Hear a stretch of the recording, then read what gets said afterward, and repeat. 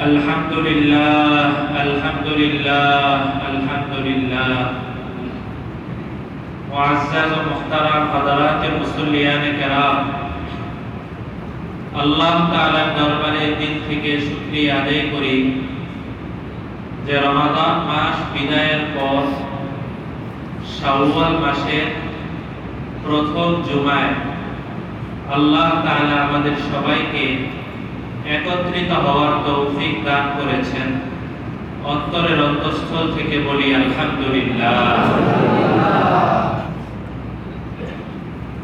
হযরত আদম আলাইহিস সালামকে আল্লাহ তাআলা সৃষ্টি করার পর তাকে নবুয়ত দান করেছিলেন।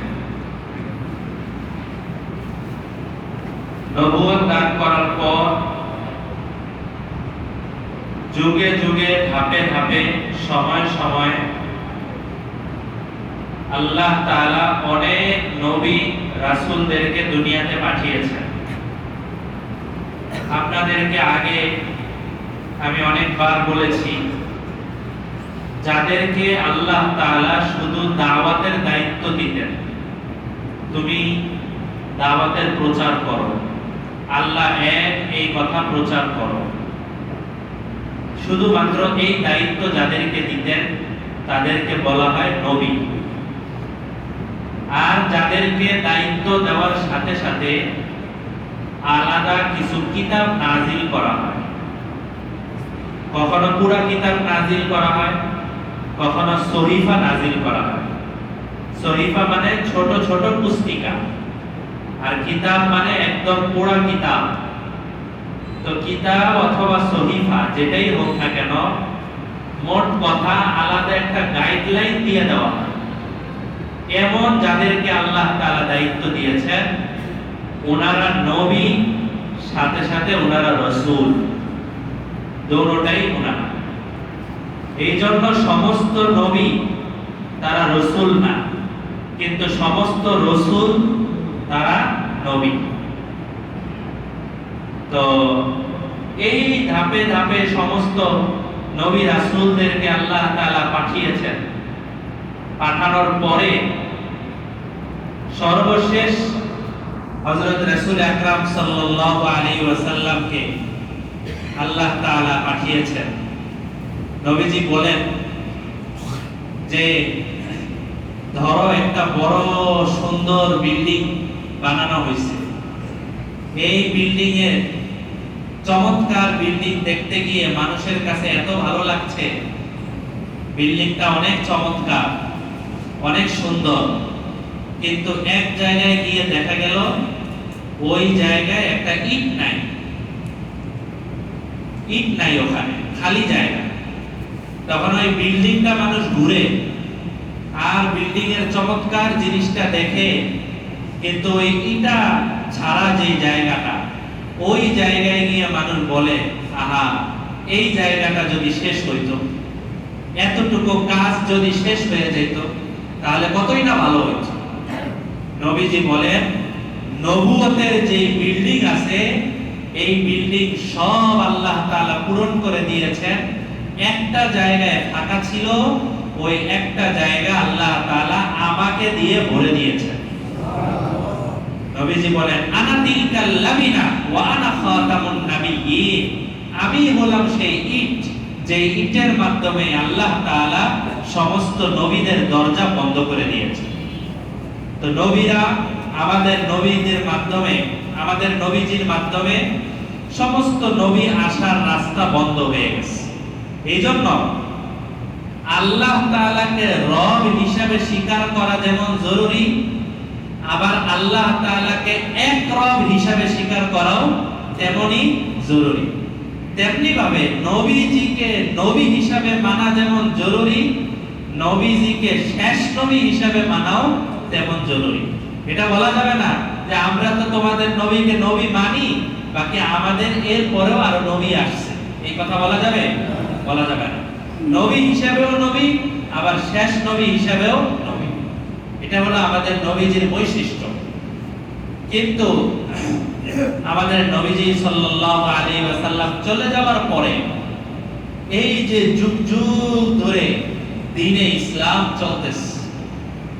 নবীর পরে সাহাবীরা চালাইছে, সাহাবীদের পরে তাবেঈরা চালাইছে, তাবেঈদের পরে তাবে তাবেঈন, তাবে তাবেঈন, এরপরে ধাপে ধাপে আইম্মায়ে মুজতাহিদিন, আইম্মায়ে মুতাকাদ্দিমিন, আইম্মায়ে মুতাআখিরিন, এই পর্যন্ত এত দল ধাপে ধাপে ধাপে ধাপে ওনারা আসছেন।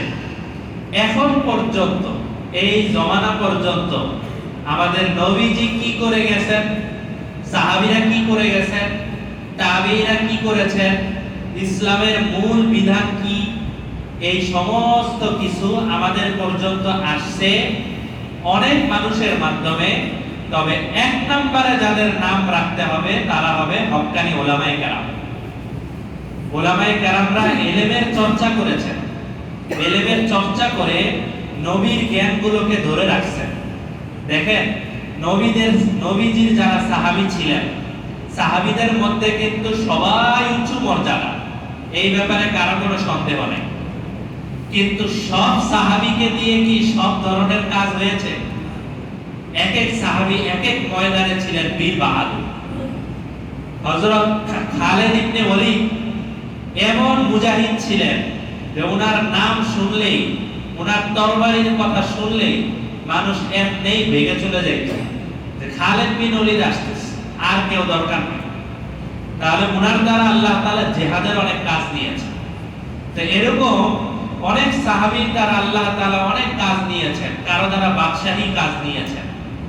কিন্তু কিছু কিছু সাহাবী এমন আছে যাদের দ্বারা আল্লাহ তাআলা নবীর রেখে যাওয়া যে জ্ঞানগুলো আছে, ইলমগুলো আছে, এই ইলমগুলো আল্লাহ তাআলা কিছু কিছু সাহাবীদের দ্বারা বেশি কাজ নিয়েছেন।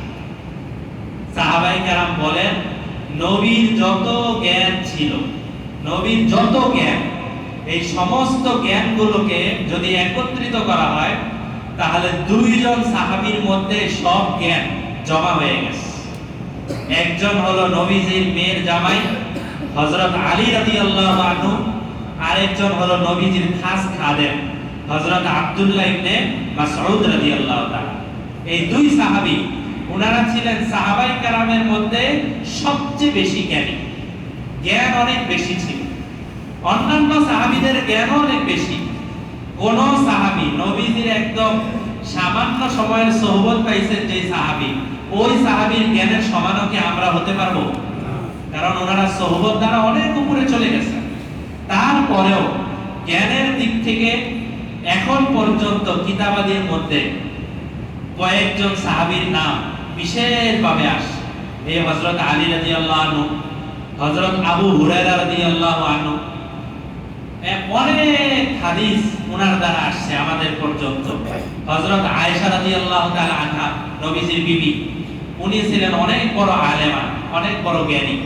হযরত আব্দুল্লাহ ইবনে আব্বাস, তায়েফে তার কবর। তো এরকম কিছু কিছু সাহাবায়ে কেরাম, তাদের দ্বারা নবীর জ্ঞানগুলো আমাদের পর্যন্ত আসে। তো নবীজির এই জ্ঞান যাদের মাধ্যমে আমাদের পর্যন্ত আসছে, ধাপে ধাপে ধাপে ধাপে তাদের মাধ্যমে এই পর্যন্ত পড়ছে। নবীজি ইন্তেকালের আগে বলে গিয়েছেন, বলেন যে আমি চলে যাচ্ছি, সবাই চলে যাওয়ার পরে মিরাস হিসাবে, ওয়ারিস হিসাবে কিছু সম্পদ রেখে যায়। নবীজি বলেন কিছু দিরহাম রেখে যায়, কিছু দিনার রেখে যায়, কিছু টাকা পয়সা রেখে যায়। কিন্তু আমি মিরাস হিসাবে, আমার ওয়ারিস সূত্র হিসাবে কোন দিরহাম, কোন টাকা পয়সা, কোন জমি জমা, কোন বাড়ি গাড়ি, এগুলো কোনো কিছুই রাখতেছি না। তবে আমার উম্মতের মধ্যে ধাপে ধাপে ধাপে ধাপে যে ওলামায়ে কেরামরা আসবেন, এরাই হলো আমার ওয়ারিস, এরা মূলত আমার ওয়ারিস। অর্থাৎ নবীর অনুপস্থিতিতে যারা হক্কানি ওলামায়ে কেরাম আছেন, তারা হলেন নবীর ওই জ্ঞানগুলোকে নিয়ে তারা চর্চা করেন, নবীর ওই জ্ঞানগুলোকে নিয়ে তারা আলোচনা করেন। বুখারী, মুসলিম, তিরমিজি, এরপরে অন্যান্য হাদিসের যত কিতাব আছে, এই সমস্ত কিতাবগুলো চর্চা করেন, এগুলো নিয়ে পড়াশোনা করেন, এগুলো উম্মতের কাছে পৌঁছে দেন। কারা? যারা ওলামায়ে কেরাম। কিন্তু দেখা যায় যে সমস্ত জায়গায় বুখারী মুসলিমের চর্চাও হয়, বুখারী মুসলিমের কথাবার্তাও হয়, বুখারী মুসলিমের আলোচনাও হয়, কোরআনের আলোচনাও হয়। আবার বিভিন্ন ধরনের সরকারি সার্টিফিকেট, সরকারি অনেক ধরনের সুযোগ সুবিধা, এরকম জিনিসও একসাথে একত্রিত হয়, দুনিয়াবি অনেক কিছু একত্রিত হয়। দেখা যায় ওই সমস্ত প্রতিষ্ঠানের মধ্যে আস্তে আস্তে বুখারী নিচে পড়ে যায়, সরকারি সার্টিফিকেট উপরে উঠে যায়। এটা আপনাদের অভিজ্ঞতা আছে কিনা জানা নাই, নাকি আমাদের অভিজ্ঞতা আছে? কারণ দেখা যায় কি, আমার পরীক্ষায় পাশ করতেই হবে, এবার যেভাবেই করি, নকল করি আর যাই করি, কারণ আমার সার্টিফিকেট একটা লাগবে। এই সার্টিফিকেটের জন্য দেখা যায় দুনিয়াবি যত পড়ালেখা আছে, যত আমানতদারিতা আছে, কত ধরনের নকল ইত্যাদি যে হতে থাকে। কারণ কি, দুনিয়াবি কিছু জিনিস মিশে গেছে। তো আলহামদুলিল্লাহ, বাংলাদেশ সহ অনেক দেশে এখন পর্যন্ত কিছু কওমি মাদ্রাসা আছে যাদেরকে সরকারিভাবে আলাদা কোনো সার্টিফিকেট নাই। আছে নাকি? হ্যাঁ, কিছু কথা বলা হয় যে তাদেরকে মাস্টার্স সম্মাননা দেওয়া হয়েছে, ইত্যাদি ইত্যাদি অনেক কিছু বলা হয়। আসলে ওগুলার বাজারে গিয়ে কোনো দাম নেই। সরকারের পক্ষ থেকে হয়তো কিছু আছে, কিন্তু বাজারে গিয়ে দেখা যায় যে ওরকম কিছু না। তো দেখা যায় যেই মানুষগুলো দুনিয়াবি কোনো সিলসাপ্পর নাই, দুনিয়াবি কোনো কিছু নাই, এই মানুষগুলোই যখন দ্বীনের ময়দানে আসেন, খেদমতের ময়দানে আসেন, আল্লাহ তাআলা দুনিয়া থেকে দূরে রেখে তাদের দ্বারা এই দ্বীনে ইসলামের জ্ঞানের কাজ অনেক বেশি নিয়ে থাকেন। বুঝে আসছে বিষয়টা? দ্বীনে ইসলামের জ্ঞানের কাজ অনেক বেশি নিয়ে থাকেন। আমি আপনাদের পরিচিত মানুষ, আমাকে যদি আপনারা বলেন যে হুজুর আপনার ইন্টারের একটা সার্টিফিকেট দেন, আমার কোনো ইন্টারের সার্টিফিকেট নাই, কোনো অনার্স নাই, কোনো মাস্টার্স নাই। কথা বুঝে আসে না? কিন্তু ঢাকা বিশ্ববিদ্যালয়, কুষ্টিয়া বিশ্ববিদ্যালয়, বিভিন্ন বিশ্ববিদ্যালয়ে আপনারা যান, খোঁজ খবর নেন, ওখানে দেখবেন ইসলামিক স্টাডি আছে, ইসলাম নিয়ে আলাদা পড়াশোনা করার জন্য বিভাগ আছে না? বড় বড় বিশ্ববিদ্যালয় আছে না? কিন্তু ওই বিশ্ববিদ্যালয়ে, বড় বড় বিশ্ববিদ্যালয় যারা বুখারী মুসলিমের উপরে আলাদা মাস্টার্স করে অনেক সার্টিফিকেট অর্জন করেছে, আপনারা কি তাদের পিছনে জুমার নামাজ পড়ার জন্য ইচ্ছা পোষণ করেন? সাধারণত রাখা হয় যে আমাদের একজন ইসলামিক স্টাডিজ এর উপরে এতগুলো সার্টিফিকেট অর্জন করেছে, রাখা হয়। কেন রাখা হয় না? আমি বলতেছি না রাখা যাবে না, কেন রাখা হয় না? কারণ দেখা যায় দুনিয়াবি কোনো সার্টিফিকেট যখন মানুষের সাথে মিশে যায়, তখন ওই জিনিসটার মধ্যে দুনিয়াটা উপরে উঠে যায় আর আখিরাতটা নিচে নেমে যায়। এটা বাস্তবতা। এই বাস্তবতাকে অস্বীকার করার কোনো সুযোগ নেই। তো যেই হোক, যে কথাটা আপনাদেরকে বোঝাতে চাচ্ছি, যেই মানুষগুলো দুনিয়া থেকে মুক্ত হয়ে শুধু দ্বীনের জন্য নিজেকে কোরবান করে দিয়ে, দ্বীনের জন্য নিজেকে ওয়াকফ করে দিয়ে মানুষের মাঝে, সাধারণ মানুষদের মাঝে ইসলামের কথা, দ্বীনের কথা প্রচার করার জন্য চেষ্টা করতেছেন, হাদিস শরীফের মধ্যে আছে এরা, এই মানুষগুলো বাসা থেকে বের হওয়ার সাথে সাথে আলেম হবে তো অনেক পরে, মাওলানা হবে তো অনেক পরে, সার্টিফিকেট বা অন্যান্য যা কিছু সেগুলো তো অনেক পরে। বাসা থেকে বের হওয়ার পরে রাসূল বলেন মুআল্লিমুন নাস আল খায়র, যেই মানুষগুলো মানুষদেরকে খায়রের কথা, কল্যাণের কথা, কোরআন সুন্নাহর কথা প্রচার করে, এরা ইলম অর্জন করা শুরু করার সাথে সাথে গর্তের পিপিলিকা থেকে শুরু করে সমুদ্রের মাছ পর্যন্ত এদের রহমতের জন্য দোয়া করতে থাকে। কেন? এরা বেঁচে থাকলে, এরা যদি দুনিয়াতে বেঁচে থাকে, তাহলে দুনিয়াতে সহি তরিকায় নামাজ বেঁচে থাকবে, এরা বেঁচে থাকলে সহি তরিকায় ওয়াজ মাহফিল বেঁচে থাকবে, এরা বেঁচে থাকলে সহি তরিকায় খানকা বেঁচে থাকবে। আপনি ইসলামের যত কাজ বলেন, ভালো বই পড়েন, ভালো মসজিদে নামাজ পড়েন, ভালো মাদ্রাসায় পড়ালেখা করেন, ভালো ওয়াজ মাহফিলে কথাবার্তা শুনেন, এই সমস্ত কিছু আসতেছে কিন্তু উলামায়ে কেরামের কাছ থেকে।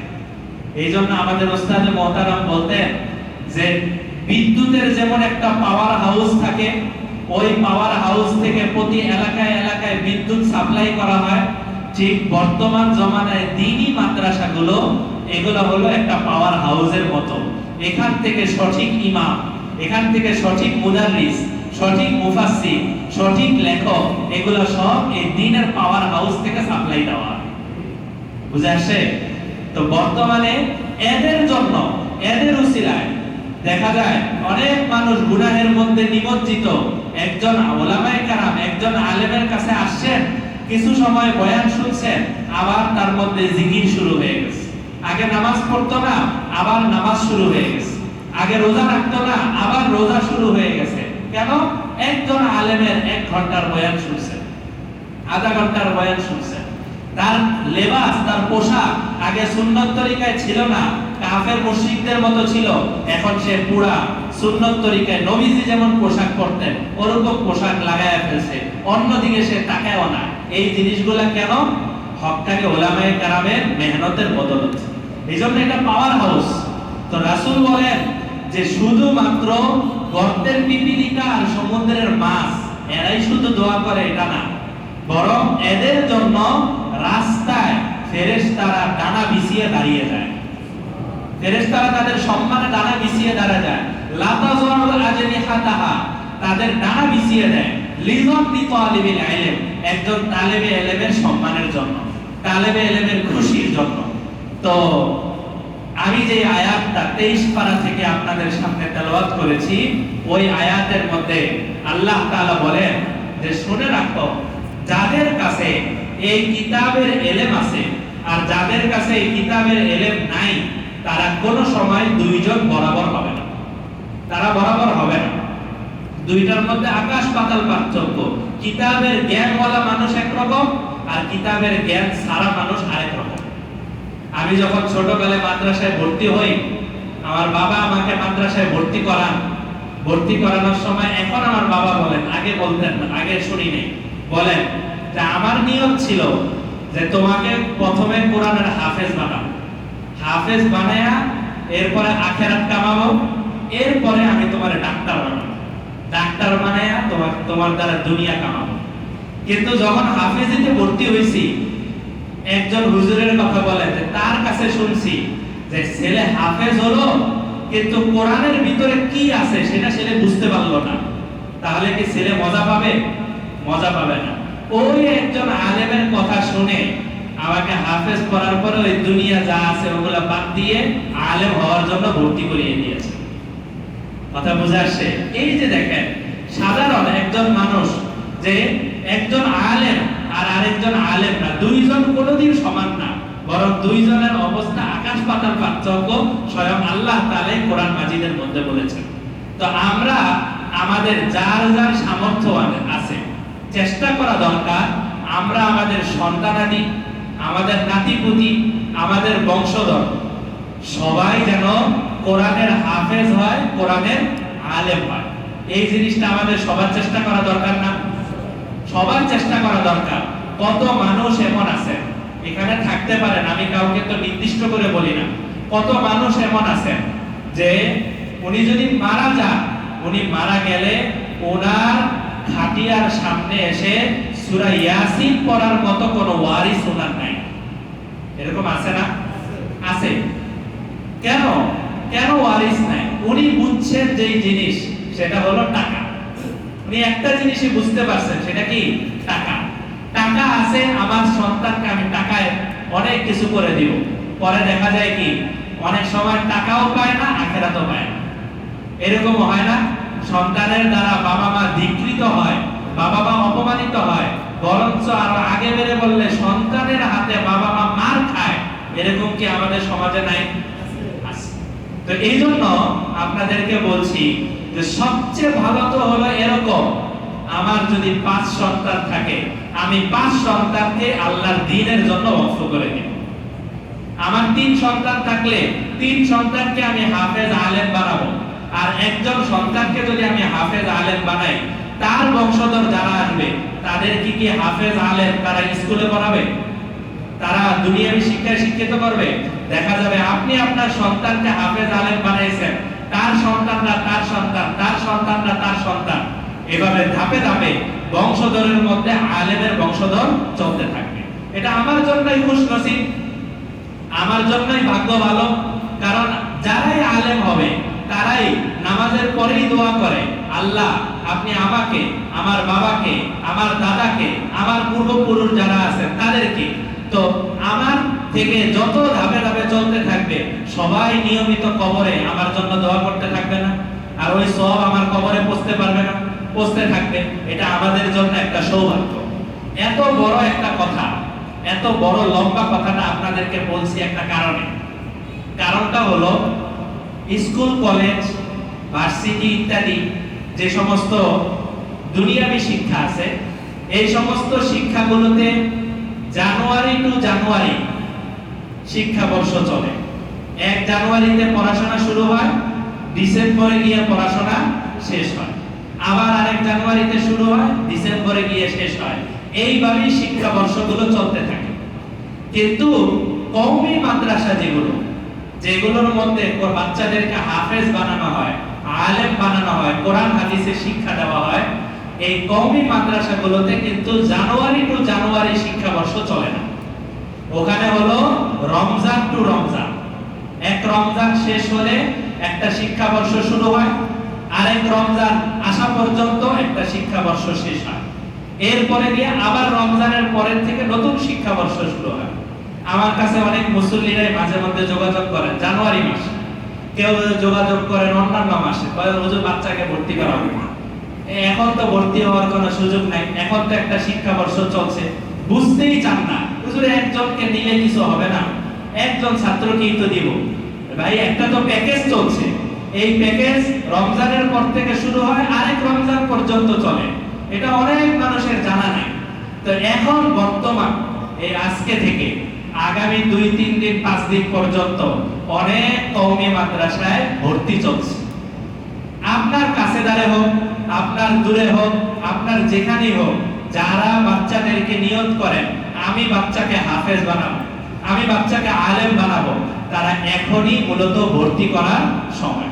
এই জন্য যার যার চাহিদা অনুযায়ী নিজের মতো খোঁজ খবর নিয়ে কোন কওমি মাদ্রাসায় আমরা আমাদের সন্তানকে, আমরা আমাদের বংশধরকে যাকে পারি আমরা ভর্তি করানোর চেষ্টা করি। পারবো না ইনশাআল্লাহ? যাদেরকে আল্লাহ তাআলা ধন সম্পদ দান করেছেন, যাদেরকে আল্লাহ তাআলা টাকা পয়সা দান করেছেন, তাদেরকে আমি আগেও বলি, এখনো বলি যে আমি আমার সন্তানকে আলেম বানাতে পারি নাই, আমি আমার সন্তানকে হাফেজ বানাতে পারি নাই, আমি আমার নাতিপুতিকে হাফেজ বানাতে পারি নাই, আলেম বানাতে পারি নাই। একজন বাচ্চা যদি মেধাবী হয় তাহলে স্বাভাবিকভাবে তার হাফেজ হতে 2 বছর সময় লাগে। মেধাবী বলতে মানে মোটামুটি মেধাবী। অনেক মেধাবী যদি হয় তাহলে 1 বছরের কমই হাফেজ হয়ে যায়। তো মোটামুটি মেধাবী হলে 2 বছর সময় লাগে, একটু কম মেধাবী হলে 3 বছর সময় লাগে, আরো কম মেধাবী হলে 4 বছর সময় লাগে।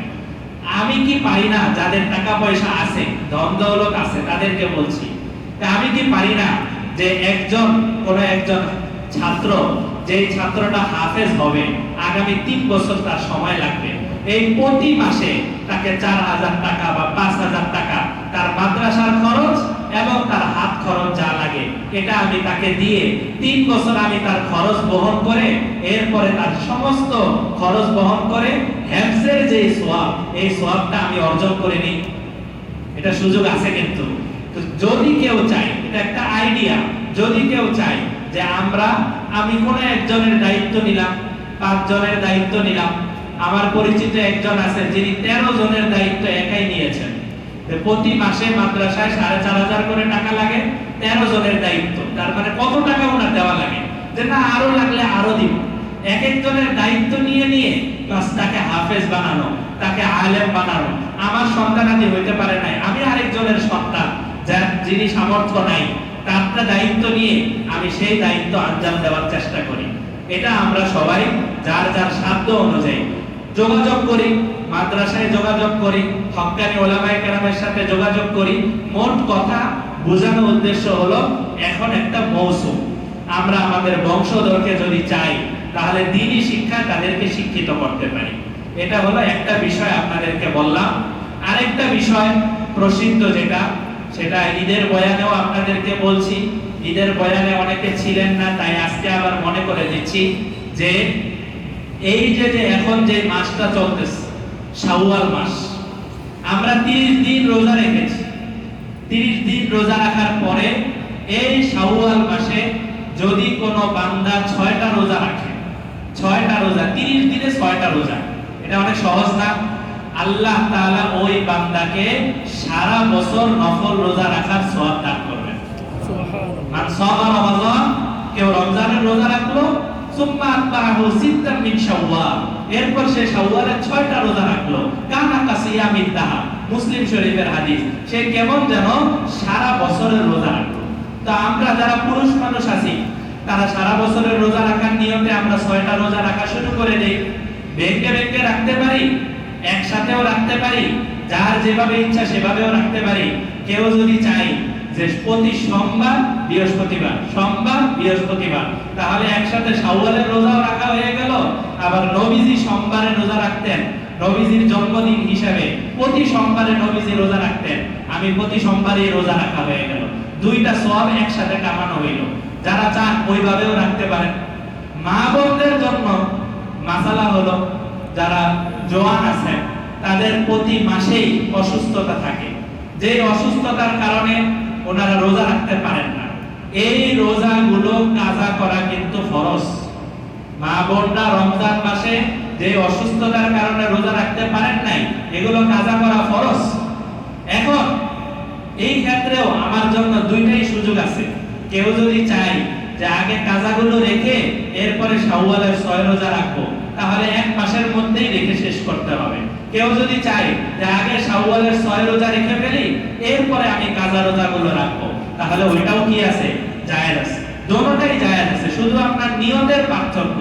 নিয়ত করলেই হবে যে আমি এখন শাওয়ালের 6 রোজা প্রথম রোজা রাখতেছি, বাস তার জন্য নফল রোজা হিসাবে ধর্তব্য হবে। তো আমরা পুরুষরা এবং নারীরা যে যেভাবে মাসালা বলা হলো, এই শাওয়ালের 6 রোজা আমরা রাখার চেষ্টা করি। সর্বশেষ একটি কথা আপনাদের সামনে বলি। আল্লাহ রাসূল সাল্লাল্লাহু আলাইহি ওয়াসাল্লাম বলেন, কোন বান্দা রাতের বেলা ঘুমানোর সময় যদি আয়াতুল কুরসি পড়ে ঘুমায়, তাহলে সারা রাত তাকে পাহারা দেওয়ার জন্য আল্লাহ একজন ফেরেশতাকে দায়িত্ব দিয়ে দেন। এটা হলো রাতের বেলা ঘুমানোর সময়। সকালবেলা, সন্ধ্যাবেলা, এই সময়গুলো কি হবে? আমি মাঝে মধ্যে নামাজ যখন পড়াই, মাঝে মধ্যে সূরা তাওবার শেষ 2 আয়াত একটু বিশেষভাবে তেলাওয়াতের চেষ্টা করি। লাকাদ জাআকুম রাসূলুম মিন আনফুসিকুম, আপনারা শুনেন, আজিজুন আলাইহি মিন আনফুসিকুম আজিজুন আলাইহি মা আনিতুম হারিসুন আলাইকুম বিল মুমিনিনা রাউফুর রহিম ফাইন তাওয়াল্লাউ ফাকুল হাসবিয়াল্লাহ।